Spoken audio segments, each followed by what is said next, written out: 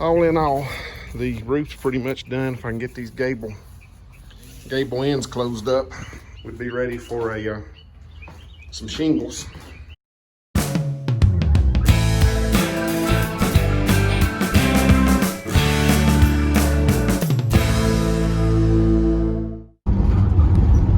Good morning, and welcome to the next episode of Not Necessarily HVAC. It's about 7 a.m. The roofer texted me a few minutes ago, about 6:30, and said that he was coming to put the shingles on today. So I got to run over there and get my cord out. I think I need to put another post up under the beam on the porch. I never did put the second post up, and I know the roof's probably would hold it up fine because it's not like we're gonna have a snow load, but you never know where they might stack a bunch of shingles. So I'll get on over there and do that and try to get you some video. I'm sorry the videos have been slow here lately. The temperature jumped straight up to summertime levels here in East Tennessee, and the phone has been ringing off the hook.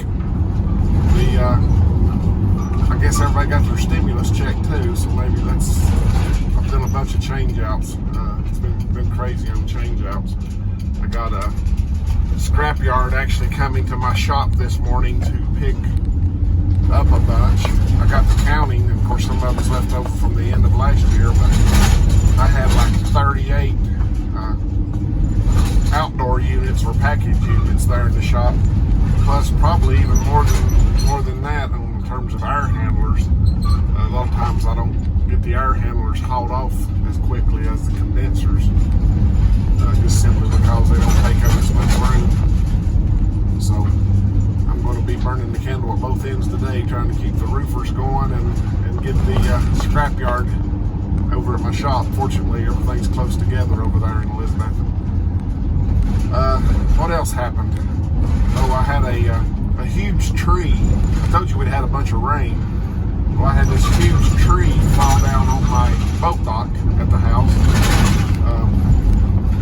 I live on a lake here in Northeast Tennessee called Boone Lake, and it's been actually at a real low level for the last 5 years. In late 2014, they discovered a leak in the earthen part of the dam where water had been tunneling through and caused a sinkhole on the downhill side of the dam. So they dropped the level of it quickly, rather dramatically, and left everybody's boats kind of hanging that was in the dock. They always lower the lake down during the winter, and of course late 2014, early 2015, that was the first year I had actually left my boat in the dock. I had put in a boat lift. I've got a pontoon boat, and I had left it in the dock. And son of a gun, if they didn't drop the lake down. Of course, it dropped down so fast, no time to get anything out. And it's been just hanging in that dock for these years, probably ruined. But about 4:30 the other morning, I woke up to a terrible crash. I didn't know what it was for sure. You know how when you come out of a deep sleep, but I picked up my phone on the nightstand and looked to see if it was raining, because we'd had so much. I thought maybe it was just a loud clap of thunder, but the closest thunder was down in Knoxville, Tennessee, so I knew that wasn't what it was. So I waited till daylight and looked out the window, and sure enough I could see the trunk of the tree. So I walked down to it and couldn't even get to the dock or even see the dock with all the leaves on the tree, because they hadn't welded down yet. But here's some video of what it actually looks like. Called a bunch of tree people. Nobody wants the job because it's so far down this hill and so far to pull the stuff back up out of there. So, but I finally got one company that gave me what the insurance considered a reasonable price. The other one was the only other person that quoted it was about twice this price. So he's supposed to be coming and get this thing cut out and off the dock so the insurance company can come back and evaluate the actual dock.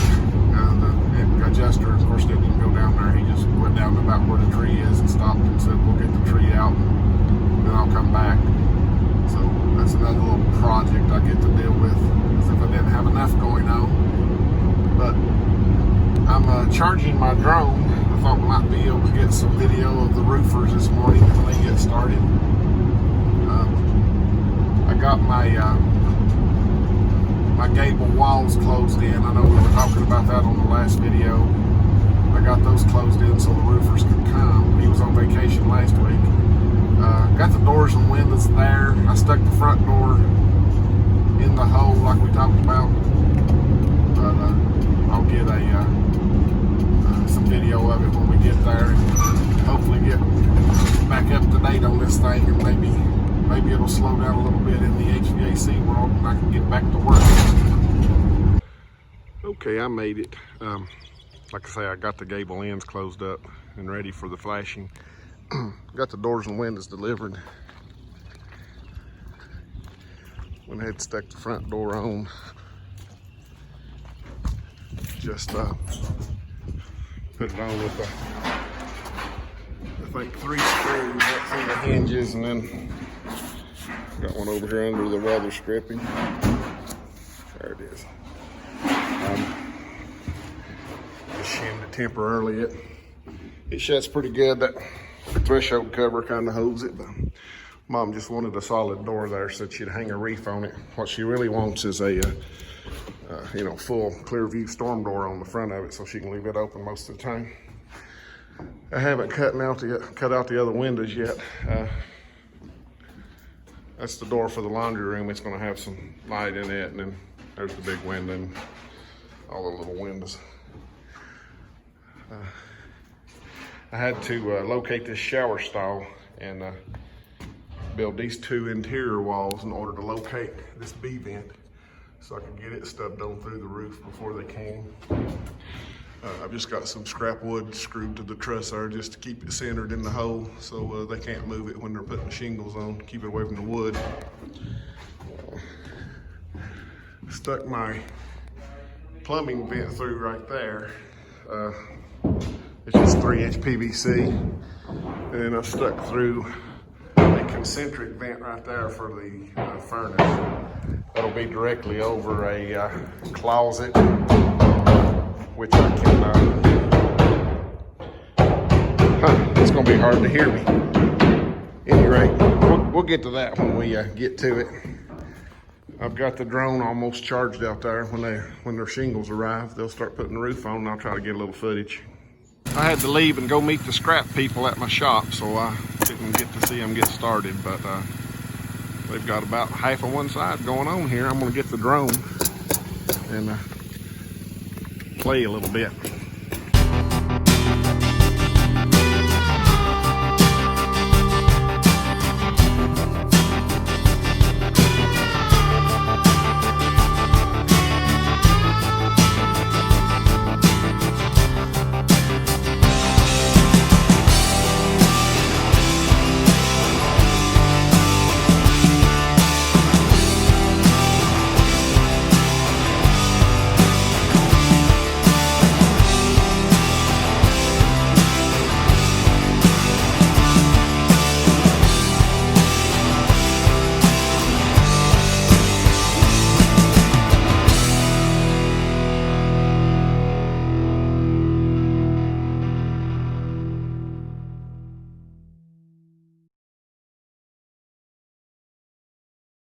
Okay, it's the weekend. I'm back here at the house this morning. It's already hot. I slept in a little too late. You can see where the sweat's been dripping off my elbows over here.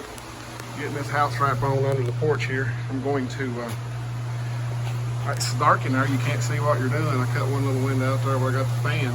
But once we covered up that translucent synthetic felt, it was almost like we took a skylight away. It got really dark in there. So I'm gonna get these windows cut in at least what I can. What I'm doing is cutting them out, nailing the sheeting good around them because I didn't bother to locate exactly where this stud was when I put the sheeting on. It's just too hard to blind nail it and not know where you are. So after you cut the window out, you can go right up through there and nail it off good and tight all the way around. So I'm going to get this first window put in here, and then I'll go back and get this door put back in. I just had it temporaried in. I picked up some door locks this morning at Lowe's, so hopefully by the end of the day, I'll have some light in there. Well, it's been a while. HVAC has been crazy. I think the last time I talked to you, we were putting this door and window in over here, and nothing's really happened since then. We just, this morning, started framing up an interior wall. Of course, we did those two before the roof, but getting ready to do, stand this one up. It's a bedroom closet and an entrance to a bedroom. I'm kind of glad I had that little pause because I got to talk with Mom. She would like to have more light in here as far as natural light. Of course, I hadn't got all the windows in yet, but I was able to move some things around. And I went last night and picked up another window to make sure I could get it. So I'm now going to have, this is all going to be one big open room from front to back instead of having the laundry room back there. So we've got half a window in that door back there. We've got the big window here. Got a light going down here. And then we'll put another window just like this one right about there. And that should give us a lot of light in here, which that wound up moving the laundry room over to the middle of the house here. But it's going to work out good, get all the plumbing pretty much in one central location. So we'll get this wall set up and see what it looks like. Well, this is what it looks like. I didn't slow down to do any videos, so just got a lot of the walls built here. That's that first wall. At any rate, this is a front bedroom. So this will be put that brace on it, but that'll be the entry door to it out of this little hallway. And when you go in this little hallway, down here on the floor, I've got marked out for a little closet. It's probably just gonna be a linen closet in here. Because if you come down this hallway, you come into this bathroom, which is the one that's gonna have the deep shower with no seats or nothing. The toilet for this room will go right here in this little niche. Vanity will go over here against this wall. What's between here and the bedroom is a little walk-in closet. So come back out into the living room area. What you're going to have from here plumb to the back of the house will be living room, dining room, and then kitchen back at the very back, a U-shaped kitchen. So this long wall will probably have a television against it, and you can do a couch section or something back here in this corner. Or now the way we've redesigned it, you could put the sectional around this way and put your TV over on that wall. So we'll have to work that out, see which way she wants to lay it out. Again, we'll have the dining room table set in the middle of this big great room area between the living room and the kitchen. Down here on this end, you've got another little hallway that pops back in here. I don't have this wall built yet. It's just getting late and it's getting dark. And I'm getting tired. But this area here is the new laundry room. So you'll have a door to go in right here.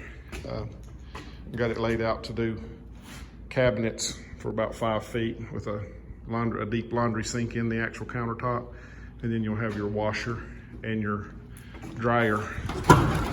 I went ahead, you can see the front of this wall is straight, but I've jumped up from a 3.5 inch wall to a 5.5 inch wall right here. That's so I can get that dryer vent down through here and out without having to squash it down into an oval. And on this side, in the bathroom, we go from our 5.5 inch wall down to our 3.5 inch wall, and it's smooth on this side. So the transition occurs in corners where once the sheetrock up, nobody will know no one even does that.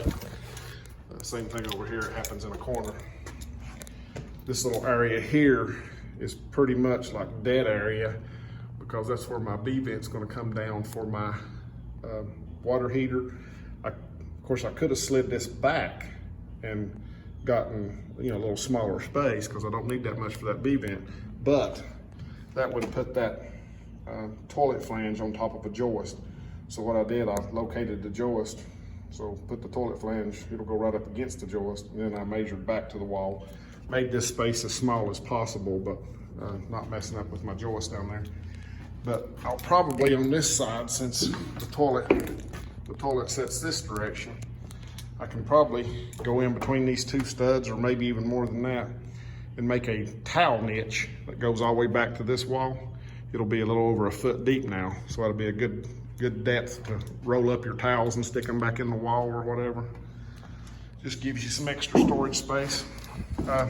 The other thing that'll happen up on this side, that's going to be the B-vent over there on this side. My 3-inch waste stack will come up, and it'll branch off and do my washing machine drain and my laundry sink drain, and then it'll go straight on up, eventually tying into our pipe that's up there, so I can do that in the middle of that space too, and not have to drill that big 3-inch pipe through a wall somewhere. So all in all, let's see, this is, if you're down this little hall, you go into this back bedroom. I just rolled that scaffolding back in the corner. I need to just take it down and get it out of here, but it is holding my air conditioner here. But if you come into this room, you come around the corner, you've got like your little bathroom off of the bedroom here. This one we were looking at from over there. I still have to build a little wall here at the back of the tub. What I'll do is, once I get all these walls exactly right, I'll come in here and mark where this drain goes for sure and cut a square out in the floor, and then I'll build the wall and slide the tub back in. Again, bedroom, got a window there to cut out. Got a big opening here for this closet. It's just a normal depth closet, not a walk-in, but it's very long as a bedroom. I'm gonna do maybe, talk to them, they like the idea of those hanging barn doors that slide, so Mom's walk-in closet can have one door that just slides over out of the way. This double length door can actually have 2 barn doors that actually bypass each other, so you can push them one way or the other. Notice my stud spacing's off right here. That's because I was thinking about the air conditioning guy, and I laid me out a 20-inch wide return grill here on the wall. So there's a joist right here, and of course the next joist is back here, so I can cut this floor out down here and take my duct straight down to the basement for my furnace and air conditioner. What I'll do is, once I figure out exactly what size of grill, I'm thinking about putting a media air cleaner on the actual furnace, straight down there in the basement. Try to quieten that blower down a little bit by having that big thick filter right next to it. So I may just go with one of those aluminum return grills. It's kind of a heavier duty aluminum, look a little nicer, and they've actually, you can get a lot of air through them without much noise compared to a stamped steel grill. So I'll have to order one. Nobody around here stocks them, but I can probably get it by the time I need it for sure. Down here we have the kitchen. Of course, this is going to be a door going outside, and again, it's going to have a window in the top of it. I'll come over here and do a little 2-foot wall that comes straight out. It goes all the way to the ceiling. And more than anything, that's going to be beside the refrigerator, but it's also going to be when you come in this door, you got a place for your light switches right here. So I think what we're going to have is that little wall. We'll have a 36-inch refrigerator with a 2-foot deep cabinet over top of it. Then we'll have a 2-foot deep pantry cabinet that goes, 84 inches high, stops about 1 foot short of the ceiling. And then we'll have maybe 18-inch pull-out drawers or something. Lazy Susan in the corner. You'll have your stove and your microwave. And I've laid these studs out. A little tick mark right there would be the center of the stove. So I laid it out so we can, when we put the microwave on the wall here over top of the stove, we can vent straight up with a 3 1/4 by 10 or 12, whatever vent it's got, go up and go out through the sidewall of the gable up there and get the vent out of here without having to cut any studs other than the top plates we'll have to go through. I think you got a 24-inch drawer, pull-out drawer or something you can put pots in real easy. Then you got another Lazy Susan here, then a 36-inch sink base, your dishwasher, and then I think like a 15-inch drawer unit beside the dishwasher. Maybe put your silverware and stuff in. This area down through here, it's gonna be 3, 6, 7, 8, 9 foot 3 inches. I'll cantilever the countertop over a foot and make like a counter height bar on the backside. So if you just want to eat a quick meal without sitting down at the dining room table, you can just sit there at the bar and eat. But all in all, I think it's all going to work out good like this. Again, I'm glad I had the little bit of delay because it gave me time to think about a few things and change the plan a little bit to, I think, make it more accommodating. So I'm going to pick up tools. It's rained and the sun's come out and it's humid and I'm soaking wet. But I think we got a lot done. It's going to look pretty big in here once you get the sheetrock up and get everything painted a light color. So I'll see how much I've got. I know I got that roofing video. If I got enough stuff, I'll try to put one together for Friday night. Last video I put out was on a Monday and nobody watches them when you put them out on Monday. So I'll try to get back to putting them out on Friday nights. But with the HVAC business being crazy, it's just hard to get anything done down here, but we'll keep plugging at it.